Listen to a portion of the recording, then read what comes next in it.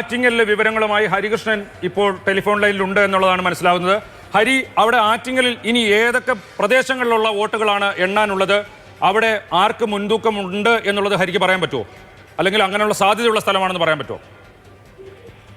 ഒരു മുൻതൂക്കമെന്ന് ഇപ്പോൾ ഒട്ടും പറയാൻ പറ്റാത്ത അവസ്ഥയാണ്. കാരണം ത്രികോണ മത്സരം എന്ന് പറയുമ്പോൾ ഒരു മൂന്ന് മുന്നണികളിൽ ഇഞ്ചോടിച്ച് പോരാട്ടം നടത്തുന്നു എന്ന് വേണം പറയാൻ. ആറ്റിങ്ങലിൽ ഇപ്പോൾ 10 റൗണ്ട് വോട്ടെണ്ണലാണ് പൂർത്തിയായിരിക്കുന്നത്. നെടുമങ്ങാട്, വാമനാപുരം, കാട്ടാക്കട ഈ 3 നിയമസഭാ മണ്ഡലങ്ങളിൽ 16 റൗണ്ട് വോട്ടെണ്ണലുണ്ട്. മറ്റ് 4 മണ്ഡലങ്ങളിൽ 14 റൗണ്ടുകളാണുള്ളത്. നെടുമങ്ങാട്, വാമനാപുരം, കാട്ടാക്കട എന്ന് പറയുമ്പോൾ LDFിന് അനുകൂലമായ മണ്ഡലങ്ങളാണ്. അവിടെ ഒരുപക്ഷെ ബി ജോയി ഇപ്പോൾ ആറ്റിങ്ങലിൽ ലീഡ് ചെയ്യുന്നത് അടൂർ പ്രകാശാണ്. നേരിയ ലീഡാണ് ഇപ്പോൾ അടൂർ പ്രകാശ്.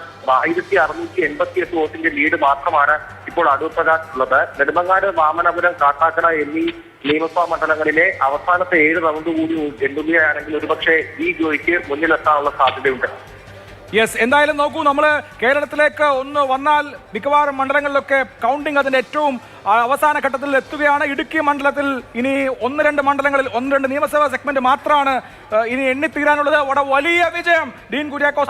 3 ലക്ഷം കടന്നു രാഹുൽ ഗാന്ധിയുടെ ലീഡ് നില. 3 ലക്ഷത്തി കൊല്ലം 1,05,000 കടന്നു.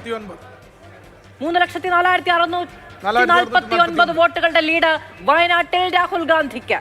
ഇനിയിപ്പോ നമ്മൾ അറിയാനുള്ളത്, ഇപ്പോ തിരുവനന്തപുരത്ത് അടിച്ച് കയറി വന്നിരിക്കുന്നു ശശി തരൂർ. ആ ലീഡ് നിലനിർത്തുമോ, അതോ അവിടെ ഇനി ഒരു ത്രില്ലറിന്, തിരുവനന്തപുരം ത്രില്ലറിൽ ഇനി ഒരു പിന്നോട്ട് പോക്കിന് സാധ്യതയുണ്ടോ? അതാണ് നമ്മൾ ഏറ്റവും ആകാംക്ഷയോടുകൂടി കാത്തിരിക്കുന്നത്.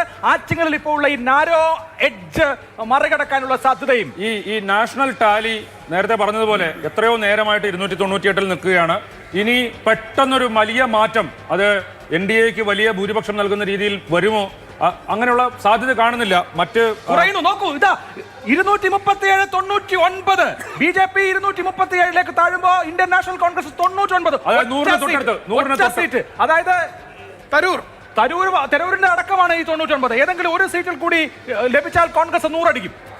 പോർണിടമണിഞ്ഞ പൊന്തക്കാടുകളിലേക്ക് കടന്നു ചെന്ന് രാഹുൽ ഗാന്ധി ഇന്ത്യ സഖ്യത്തിന്റെ പ്രതീക്ഷകളിൽ കാർത്തിക വിളക്ക് കളിക്കുന്ന കളി തെളിച്ചു വയ്ക്കുന്ന അനുകൂലമായ ഒരു മാറ്റമാണ് നിലവിൽ ഈ ടാലിയിൽ ഉണ്ടായിരിക്കുന്നത്. 300 തൊട്ട് NDA 223 ഇന്ത്യ മുന്നണി.